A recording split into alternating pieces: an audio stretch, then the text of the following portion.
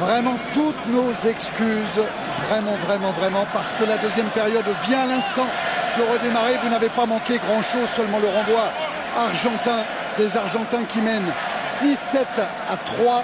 Je vous rappelle que les deux équipes jouent à 14. Alors si du sautoir sort, c'est pour faire entrer un joueur de première ligne. C'est obligatoire, en l'occurrence Sébastien Bruno, pour jouer cette mêlée sur les 22 mètres français avec l'introduction de Jean-Baptiste Elissalde. Elissalde qui réclame la balle. Attention à ce que cette mêlée ne tourne pas de trop. Michalak échappe à la montée de Pichotte. À la récupération. Et ouais, comme un footballeur. Corletto. Récupération Poitronneau. Directement dans les bras d'Aguilla, qui lui aussi rejoue au pied avec une chandelle, qui remet tous ses coéquipiers en jeu. Belle prise de balle d'Harry Nordoki. Libère pour Othion. Elissade Michalak, qui va provoquer, qui a trouvé le petit trou, qui a passé le bras pour servir Onyanga. Et puis Nallet écarte sur Poitronneau. Il était enfermé, Poitronneau. Il joue au pied. Hernandez qui lui trouve la touche à l'intérieur de ses 22. Bah écoutez, c'est une reprise, hein. On va dire une bonne reprise, on en a besoin. On est quand même 14 points derrière. On revoit l'action de Frédéric Michalak qui retrouve Onyanga. Face à son copain de Toulouse, hein, Albacete.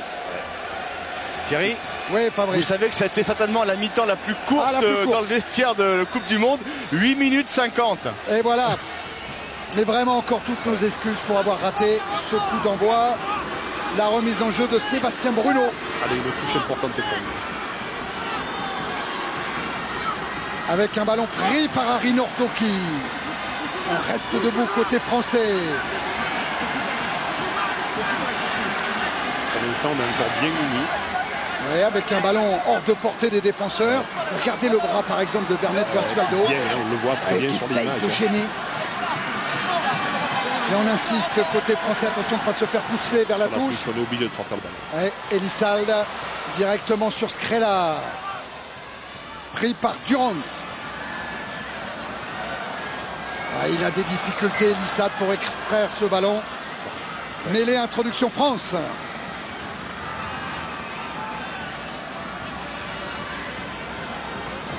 Allez, on va voir en espérant que la mêlée, on est à 7 en mêlée, mais aussi, hein, c'est la raison pour laquelle tout à l'heure les mêlées sont restées équilibrées. Oui, parce que c'est Longo qui a été averti par M. Onis côté argentin, le troisième ligne centre. Introduction, Elissalde. Ah oui, mais Pichotte qui défend sur Harry Nordoki. Énorme Pichotte. Eh oui, et en avant du troisième ligne du Biarritz Olympique. Ouais, un demi de mêlée, c'est aussi ça, quoi. C'est un joueur avec le pied. Permanence, Malin. Le pied, la main. Ouais, mais là, Eric, je m'adresse à un grand troisième ligne de l'équipe de France. Peut-être qu'on pourrait faire ces mêlées à 8 du côté français sur notre introduction quand même. En laissant, en retirant un joueur derrière, c'est un peu risqué quand même, Fabrice, non? Non, puisqu'on peut faire un départ comme en 8, assurer un ballon, ouais. et puis ensuite relancer le jeu. Pichotte extrait le ballon pour Hernandez. Très loin, dans les bras de Poitronneau. Allez, Poitronneau à la relance. Qui commet un en avant. Comme il y avait un avant de Pichotte, on revient à la première faute. Encore des accrochages, c'est incroyable. On n'arrive pas. On voit des sauts magnifiques dans les airs. Quelle belle image. Et il y a effectivement un avant de Poitronneau. Il n'y a rien à dire. Et là en avant de Pichotte derrière. Vous voulez jouer au rugby, dit Monsieur Onis à Sébastien Bruno. Alors on y va. Et encore cette mêlée française perturbée, mais elle s'est relevée cette fois. Ouais, le ballon était aux Argentins quand même. Hein. Donc on a essayé de la tourner. Ils ont résisté dans l'axe. Voilà, elle se relève avec Vernet Basualdo. Quand même Hassan un peu en souffrance sur cette mêlée. Hein. Introduction de Pichotte. On sait qu'il tente de tourner. Mais ballon est encore argentin. Et qui arrive quand même à le conserver, à étayer, à le protéger ce ballon.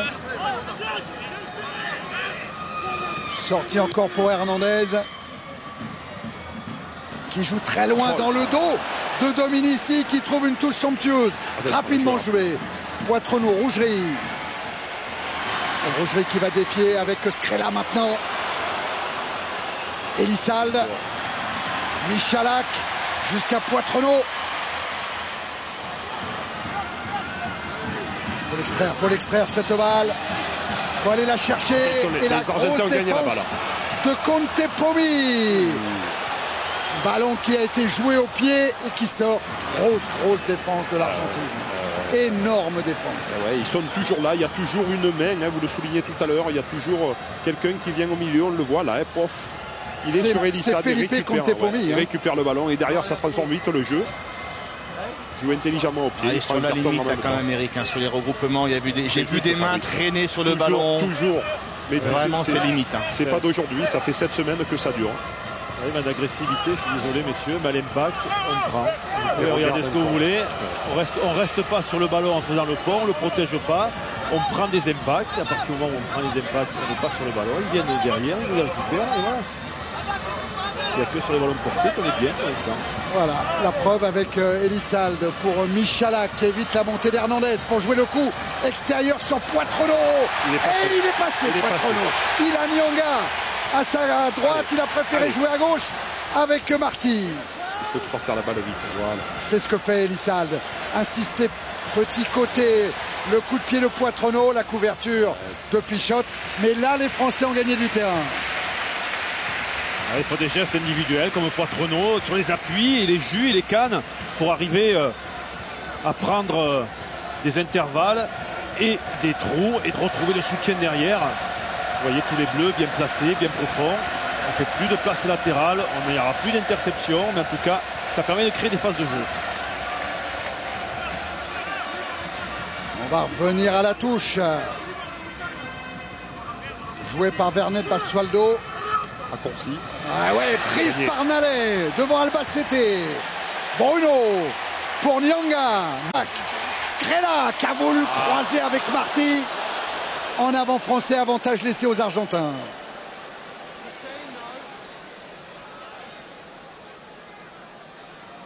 Michalak essaye de déblayer.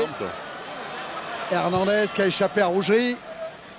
Quelle classe. Ah oui, qui trouve la touche que Poitrenaud joue pour lui-même. Il en a le droit. Attention à pas s'isoler, mais il s'en sort bien. Oh là, il y a toujours. Et encore un ballon récupéré par Vernet Basualdo. Pichotte, Hernandez dans l'axe. Récupération Elissalde pour Rougerie. Il est parti Rougerie, il est face à Contepomi, il a passé les bras pour Harry Nordoki.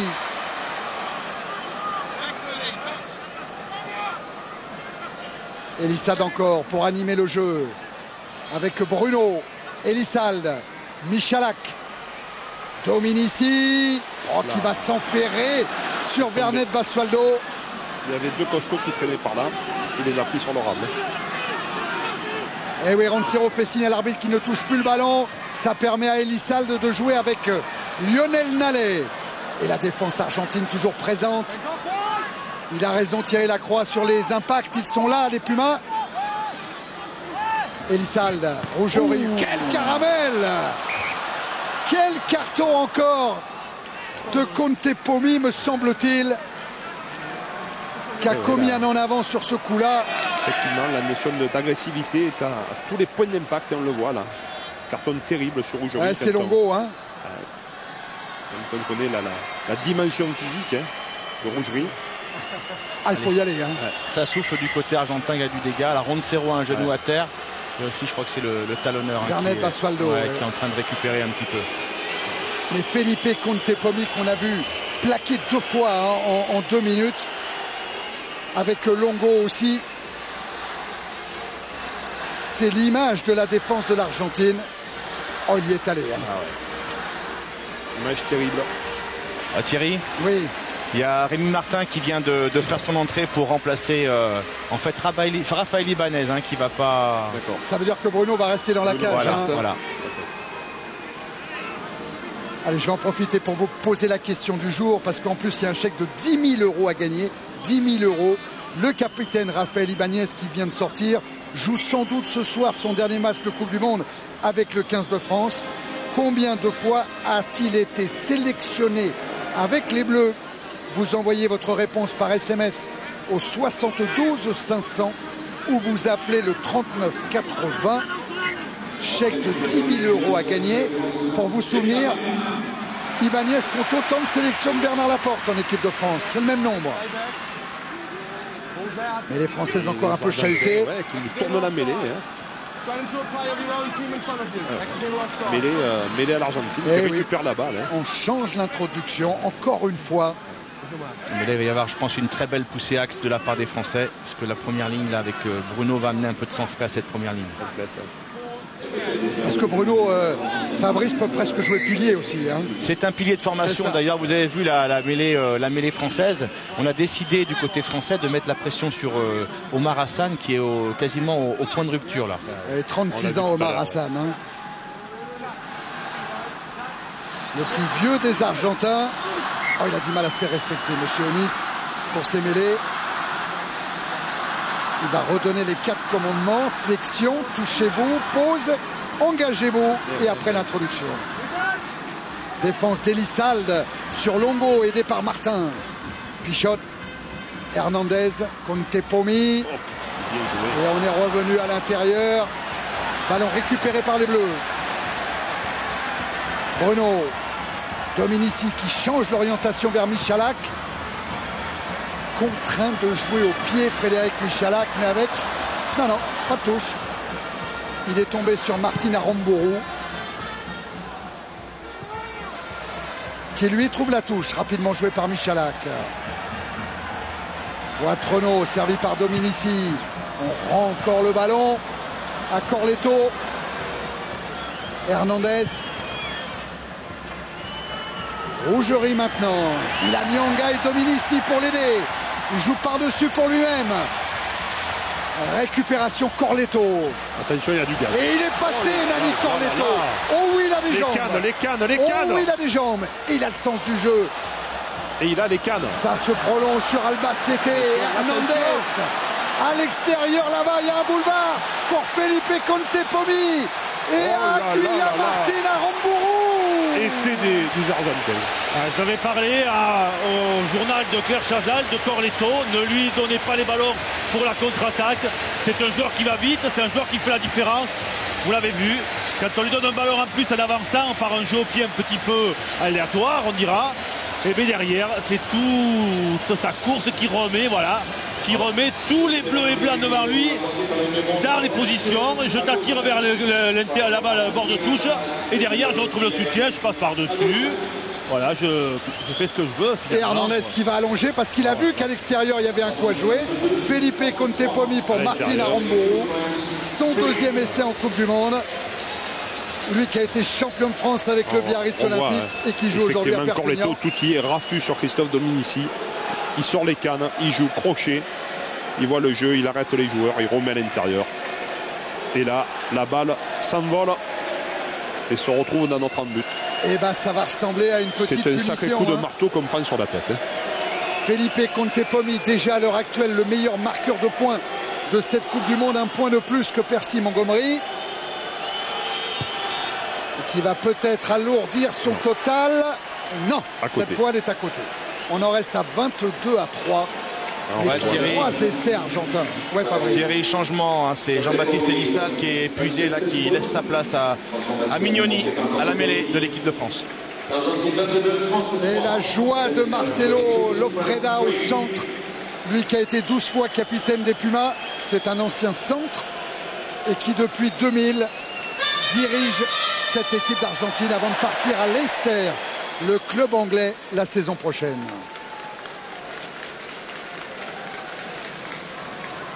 Avec coup de froid sur le Parc des Princes. Hernandez. Superbe ballon. Rougerie ne pourra pas jouer rapidement car les Argentins sont montés.